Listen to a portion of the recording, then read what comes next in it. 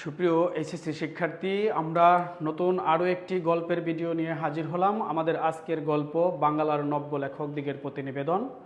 বঙ্কিমচন্দ্র চট্টোপাধ্যায়ের এটি একটি গল্প, যদিও তোমরা জানো এটি আমাদের পাঠ্য বইতে যেটা রয়েছে প্রবন্ধ। তাহলে প্রবন্ধ এক ধরনের গল্প, প্রবন্ধ এক ধরনের গল্প, প্রবন্ধ গল্প, গল্প গল্প, ছোট গল্প গল্প, নাটক গল্প, উপন্যাসও গল্প, তবে প্রত্যেকটার আলাদা আলাদা একটা বৈশিষ্ট্য রয়েছে। ঠিক আছে, তো আমরা আজকে যেটা আলোচনা করব সেটা হলো আমাদের প্রবন্ধ, বাংলার নব্য লেখকদিগের প্রতি নিবেদন। তাহলে প্রবন্ধ এক ধরনের গল্প, যেটা আমরা বলেছি। ঠিক আছে, প্রবন্ধ এক ধরনের গল্প। আচ্ছা, তাহলে প্রবন্ধ যদি এক ধরনের গল্প হয়, আমরা আজকে আলোচনায় চলে যাব। খেয়াল করে দেখো, আমরা প্রথমেই যেটা আলোচনা করব সেটা হলো বাংলার নব্য লেখকদিগের প্রতি নিবেদন। এই যে দেখো কি বলেছে, কথাটা বলেছে হলো বাংলার, তাই তো? আচ্ছা, কি বলেছে? বাংলার। আচ্ছা, তাহলে এই যে বাংলার যেই শব্দটা বলেছে, সেই শব্দটা হলো এই যে আমরা যেটাকে বলি এরকম যে বাংলার, তারপরে কি নব্য। হ্যাঁ, নব্য মানে কি? নব্য মানে নতুন। ঠিক আছে, লেখক দিগের প্রতি মানে কি? লেখক দিগের প্রতি মানে হলো লেখকদের, তাই তো? এটা বহুবচন শব্দ। কি শব্দ? এটা হলো বহুবচন, শব্দটি একটা বহুবচন। তাহলে বাংলার নতুন লেখকদের প্রতি তিনি কি করেছেন? নিবেদন করেছেন। এখন কথাটা হলো বঙ্কিমচন্দ্র চট্টোপাধ্যায় বাংলার নতুন লেখকদের প্রতি কি নিবেদন করেছে। ঠিক আছে, কি নিবেদন করেছে সেটা তোমাদেরকে জানতে হবে। দেখো, প্রতিটি গল্প পড়ার আগে তুমি যখন এই গল্পটা সম্পর্কে ভালো করে জানবা, তখন গল্প অর্ধেক পড়া শেষ।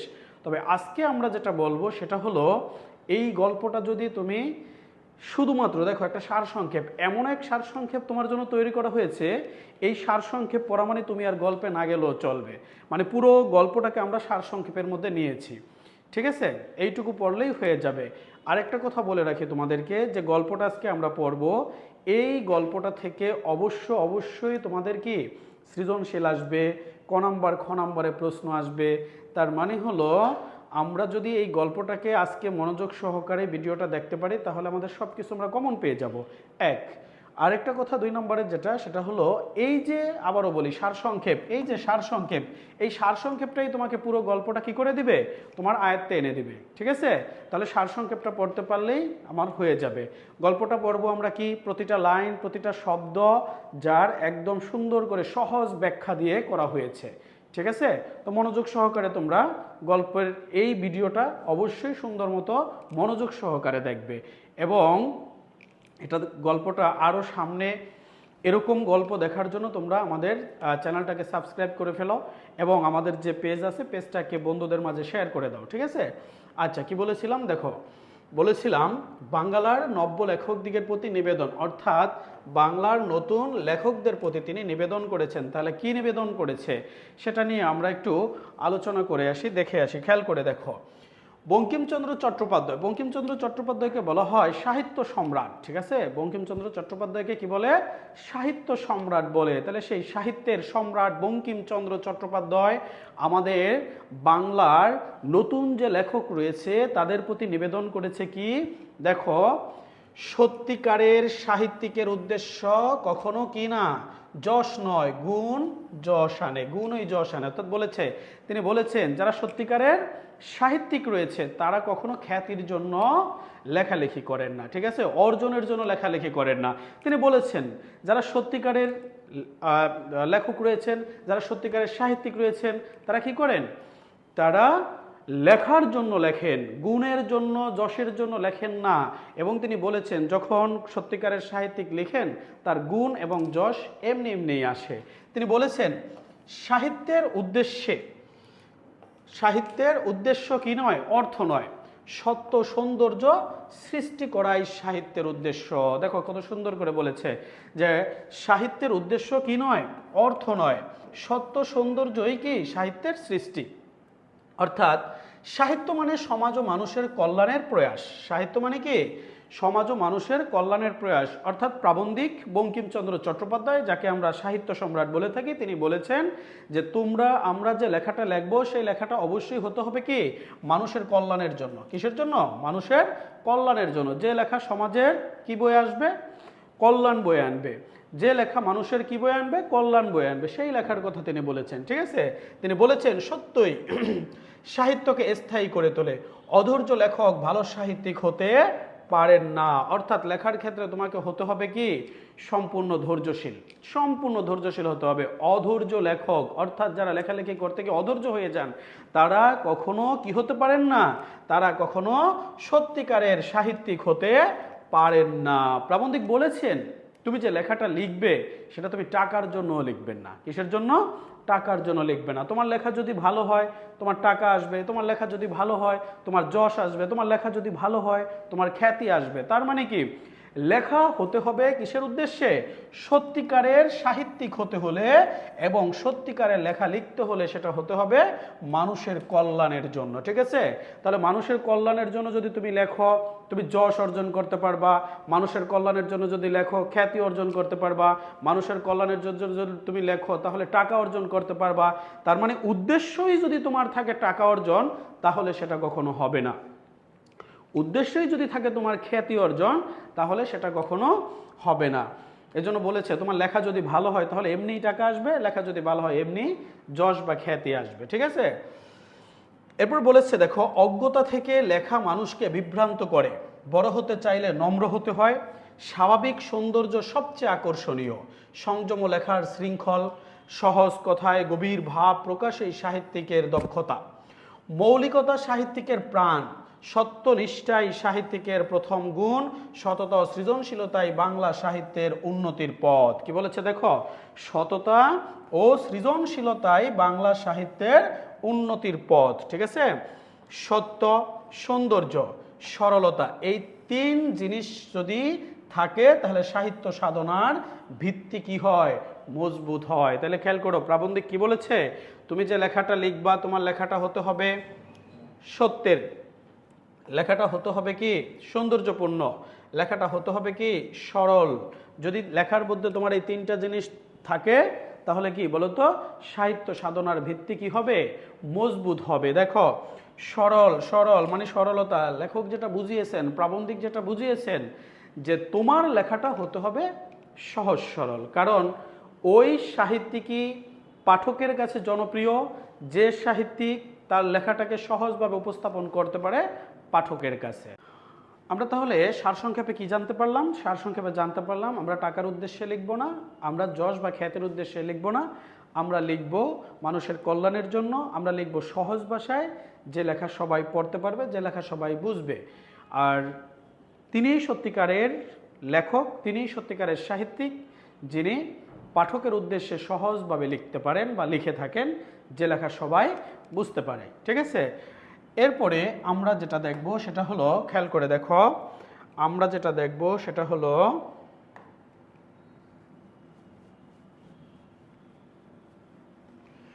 আমরা দেখব আমরা যে আজকে যেটা পড়ছি সেটা কি বাংলার নব্য লেখক দিগের প্রতি নিবেদন। এটি একটি প্রবন্ধ, একটু আগে বলেছিলাম এটি একটি কি প্রবন্ধ, বাংলার নব্য লেখক দিগের প্রতি নিবেদন, এটি একটি প্রবন্ধ। আচ্ছা, তাহলে আমরা জানি সাহিত্যের যে রূপশ্রেণী রয়েছে, সাহিত্যের রূপশ্রেণী আছে হলো 6টি। সাহিত্যের রূপশ্রেণী কয়টি?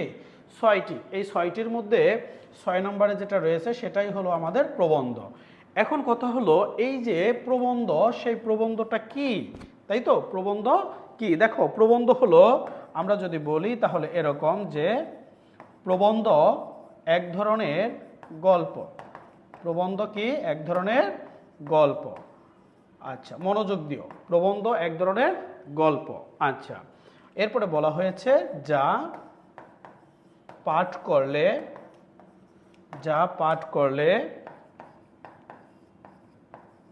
পাঠকের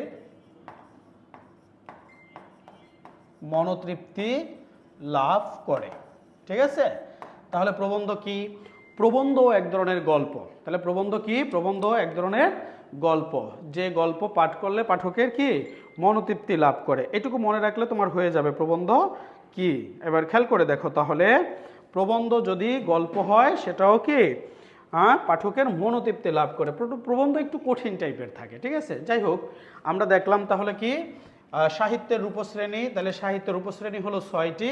এই 6টির মধ্যে এই যে প্রবন্ধ আমরা দেখতে পাচ্ছি, এই প্রবন্ধের সংজ্ঞাটা এখানে দেয়া হলো, ঠিক আছে। এবার যে গল্পটা বা প্রবন্ধটা তোমরা পড়তেছো, এই প্রবন্ধটা হলো সাধু ভাষায় রচিত। কোন ভাষায়? সাধু ভাষায় রচিত। আচ্ছা, এরপরে দেখো আমাদের এই যে যেটা আমরা দেখতে পাচ্ছি, এখান থেকে একটা প্রশ্ন আসে। এখান থেকে যে প্রশ্নটা আসে সেই প্রশ্নটা হয় আমাদের কেমন? সেই প্রশ্নটা হয় হলো আমাদের এরকম যে বাংলার নব্য লেখকদিগের প্রতি নিবেদন, এর মূল বাণী বা মর্মবাণী কি? একটা জিনিস মাথায় রাখতে হবে, মূল বাণী আর মর্মবাণী একই জিনিস, কিন্তু মূল ভাব ভিন্ন জিনিস। হ্যাঁ, তাহলে কি বলছি? মূল ভাব ভিন্ন জিনিস, মূল বাণী আর মর্মবাণী কি একই জিনিস, তাই তো? তাহলে এটা তোমাদের কি এমসিকিউর জন্য খুবই গুরুত্বপূর্ণ, অথবা ক নম্বরের জন্য খুবই গুরুত্বপূর্ণ, মূল বাণী অথবা মর্মবাণী। আচ্ছা, তাহলে দেখো মূল বাণী প্রাবন্ধিক কি বলেছেন? যে উৎকৃষ্ট সাহিত্য রচনার নতুন লেখকদের করণীয়। অর্থাৎ প্রাবন্ধিক নতুন যে লেখক বা সাহিত্যিক রয়েছে তাদেরকে বলেছেন কি উৎকৃষ্ট সাহিত্য রচনা করতে, উন্নত সাহিত্য রচনা করতে বলেছেন, ঠিক আছে। উৎকৃষ্ট, ভালো, উন্নত সাহিত্য রচনার ক্ষেত্রে তিনি তাদেরকে কি করেছেন? অনুরোধ করেছেন, নিবেদন করেছেন। আচ্ছা, এরপরে খেয়াল করে দেখো, এই যে তুমি যেটা দেখতে পাচ্ছ উৎস গ্রন্থ, এই উৎস গ্রন্থ মানে হলো তার বিবিধ নামক একটি প্রবন্ধ গ্রন্থ রয়েছে। কি রয়েছে? প্রবন্ধ গ্রন্থ, ঠিক আছে। তাহলে বিবিধ প্রবন্ধ গ্রন্থ থেকে তার এই বিবিধ প্রবন্ধ গ্রন্থ থেকে প্রবন্ধটি নেওয়া হয়েছে, ঠিক আছে। বিবিধ প্রবন্ধ গ্রন্থ থেকে বাংলার নব্য লেখক দিগের প্রতি নিবেদন যে প্রবন্ধটা তোমরা দেখতে পাচ্ছ সেটা নেওয়া হয়েছে। আচ্ছা, এরপরে 1885 সালে প্রথম প্রকাশিত হয় প্রচার পত্রিকায় এই প্রবন্ধটি। কোনটি? বাংলার নব্য লেখক দিগের প্রতি নিবেদন। বাংলার নব্য লেখক দিগের প্রতি নিবেদন যে প্রবন্ধটি তুমি দেখতে পাচ্ছ সেটা প্রকাশ হয় কত? 1885 সালে। কোথায় প্রকাশিত হয়? প্রচার পত্রিকায়। কোন পত্রিকায়? প্রচার পত্রিকায়। এই জায়গায় তোমরা একটা জিনিস একটু জানলে অবাক হয়ে যাবা, সেটা হলো দেখো এই যে প্রচার পত্রিকাটা রয়েছে, এই প্রচার পত্রিকাটা তোমরা যে প্রচার পত্রিকা দেখতে পাচ্ছ এর প্রথম সম্পাদক ছিল উমাচরণ বন্দ্যোপাধ্যায়। কে ছিল? উমাচরণ বন্দ্যোপাধ্যায়। আচ্ছা, এই উমাচরণ বন্দ্যোপাধ্যায় যখন এর প্রথম সম্পাদক, পরবর্তীতে এটা সম্পাদক হয়ে যান বঙ্কিমচন্দ্র চট্টোপাধ্যায়ের জামাতা, যিনি হলো রাখাল চন্দ্র বন্দ্যোপাধ্যায়, ঠিক আছে। প্রথম সম্পাদক ছিলেন উমাচরণ বন্দ্যোপাধ্যায়, এরপরে পরবর্তীতে এর সম্পাদক কে হন? বঙ্কিমচন্দ্র চট্টোপাধ্যায়ের জামাতা, যার নাম কি? রাখাল চন্দ্র বন্দ্যোপাধ্যায়। তিনি এটার সম্পাদনা করেছেন বা সম্পাদক ছিলেন 1293 থেকে 1295 বঙ্গাব্দ পর্যন্ত, ঠিক আছে। আচ্ছা, আর এর অন্তরালে মানে হলো এই যে দেখো মানে আছে না ভিতর থেকে কাজ করে, যাকে দেখা যায় না, অন্তরালে এর প্রধান ব্যক্তি ছিলেন বঙ্কিমচন্দ্র চট্টোপাধ্যায়, ঠিক আছে। এই যে আমরা কি দেখলাম, প্রচার যে পত্রিকাটা দেখলাম, এই প্রচার পত্রিকার প্রধান যে ব্যক্তি অন্তরাল থেকে ভিতর থেকে কাজ করেছে তিনি হলো বঙ্কিমচন্দ্র চট্টোপাধ্যায়, ঠিক আছে, যিনি পত্রিকাটির সব কিছুই দেখাশোনা করতেন। এই পত্রিকার সব দেখভাল ছিল কার? বঙ্কিমচন্দ্র চট্টোপাধ্যায়। তাহলে আমরা কি জানলাম? আমরা জানলাম বাংলার নব্য লেখক দিগের প্রতি নিবেদন, এটি একটি প্রবন্ধ। প্রবন্ধ হলো ওই গল্প যে গল্প পাঠ করলে পাঠকের মনোতৃপ্তি লাভ করে। এরপরে আমরা জানলাম যে এর মূল বাণী হলো বা মর্ম বাণী হলো তিনি নিবেদন করেছেন উৎকৃষ্ট, উন্নত বা ভালো লেখার জন্য, ঠিক আছে, ভালো সাহিত্য লেখার জন্য। এরপরে বলা হয়েছে যে এই প্রবন্ধটি প্রকাশিত হয়েছে 1885 সালে। কোথায়? প্রচার পত্রিকায়। তাহলে প্রচার পত্রিকার সম্পাদক ছিলেন উমাচরণ বন্দ্যোপাধ্যায়। এরপরে পরবর্তীতে তার সম্পাদক হন বঙ্কিমচন্দ্র চট্টোপাধ্যায়ের জামাতা, তার নাম হলো রাখাল চন্দ্র চট্টোপাধ্যায়। এরপরে আমরা একটা জিনিস জানলাম, প্রচার পত্রিকার অন্তরালে ভিতর থেকে সব কিছু দেখাশোনা করেছেন বঙ্কিমচন্দ্র চট্টোপাধ্যায়। এখন আলোচনা করব সাহিত্য সম্রাট বঙ্কিমচন্দ্র চট্টোপাধ্যায় সম্পর্কে। আচ্ছা, খেয়াল করে দেখো, এখানে আমরা দেখতে পাচ্ছি যে বঙ্কিমচন্দ্র চট্টোপাধ্যায় সম্পর্কে আমাদের কি কি জানা দরকার, ঠিক আছে, খেয়াল করো। তার জন্ম 26 জুন 1838 খ্রিস্টাব্দে, মৃত্যু 8 এপ্রিল 1894 খ্রিস্টাব্দে। ঠিক আছে? আচ্ছা, দুটো জিনিস তোমরা জেনে রাখলে এমসিকিউতে আসলে আর তোমাদের কি হবে না, কষ্ট হবে না। কি 26 জুন 1838, 26 জুন 1838 আর মৃত্যু 8 এপ্রিল 1894। জন্মস্থান হলো দেখো পশ্চিমবঙ্গের 24 পরগনা জেলার কাঁঠালপাড়া গ্রামে। তার উপাধিটা ওই যে একটু আগে বলেছিলাম, খেয়াল করে দেখো তার উপাধি কি, তার উপাধি তিনি হলেন সাহিত্য সম্রাট। ঠিক আছে? তিনি কি সাহিত্য সম্রাট। আচ্ছা, তোমরা জানো সেটা কি জানো, যে এই যে বঙ্কিমচন্দ্র চট্টোপাধ্যায় তিনি ছিল হলো তোমার প্রথম সার্থক উপন্যাসের কি উপন্যাসিক, প্রথম সার্থক উপন্যাস রচনা করেন তিনি। তাহলে তার প্রথম সার্থক উপন্যাসটা কি, দুর্গেশ নন্দিনী। ঠিক আছে? বাংলা সাহিত্যে প্রথম সার্থক উপন্যাস। আচ্ছা, দেখো তার পেশা ছিল হলো ডেপুটি ম্যাজিস্ট্রেট, আর ছদ্মনাম ছিল কি কমলাকান্ত। তার ছদ্মনাম কি ছিল, কমলাকান্ত। এটা কিন্তু বিভিন্ন চাকরির পরীক্ষায় আসে, তারপরে তোমাদের বোর্ড, কলেজ, ঠিক আছে, অর্থাৎ অধিকাংশ পরীক্ষায় এটা আসে। বঙ্কিমচন্দ্র চট্টোপাধ্যায়ের ছদ্মনাম কি, তাহলে বঙ্কিমচন্দ্র চট্টোপাধ্যায়ের ছদ্মনাম কি, কমলাকান্ত। তাহলে এখান থেকে আমাদের মোটামুটিভাবে কিছু জিনিস জানলেই হয়ে যাচ্ছে, তার জন্ম, মৃত্যু, তারপরে তার উপাধি, পেশা, ছদ্মনাম। ঠিক আছে? আচ্ছা, আরেকটা জিনিস, তার গ্রন্থ সংখ্যা, তিনি যে গ্রন্থ রচনা করেছেন সেই গ্রন্থের সংখ্যা হলো কয়টি, 34টি। আচ্ছা, এরপরে তার উল্লেখযোগ্য কিছু কি রয়েছে, উল্লেখযোগ্য কিছু উপন্যাস রয়েছে, কপাল কুণ্ডলা, মৃণালিনী, বিষবৃক্ষ, কৃষ্ণকান্তের উইল, ঠিক আছে, চন্দ্রশেখর, আনন্দমঠ, দেবী চৌধুরানী, রাজসিংহ, সীতারাম। ঠিক আছে? এরপরে একটা জিনিস, সেটা হলো রাজমোহন ওয়াইফ। এটাও তোমার এমসিকিউতে খুব আসে। ঠিক আছে? এটাও এমসিকিউতে খুব আসে, চাকরির পরীক্ষায়ও খুব আসে। রাজমোহন ওয়াইফ নামে একটি ইংরেজি উপন্যাস তিনি রচনা করেছেন। ঠিক আছে? তাহলে তোমার এখান থেকে সবচেয়ে বেশি গুরুত্বপূর্ণ যেটা, এই ছদ্মনামটা এমসিকিউর জন্য। এরপরে বেশি গুরুত্বপূর্ণ এই যে রাজমোহনটা এমসিকিউর জন্য। এরপরে হলো তোমার আরেকটা জিনিস, সেটা হলো তার এই যে উপাধি। এই তিনটা জিনিস যদি তুমি মনে রাখতে পারো তাহলে এমসিকিউতে একটা চলে আসবে। ঠিক আছে? এমসিকিউতে একটা কমন এই তিনটা থেকে পেয়ে যাবা ইনশাল্লাহ।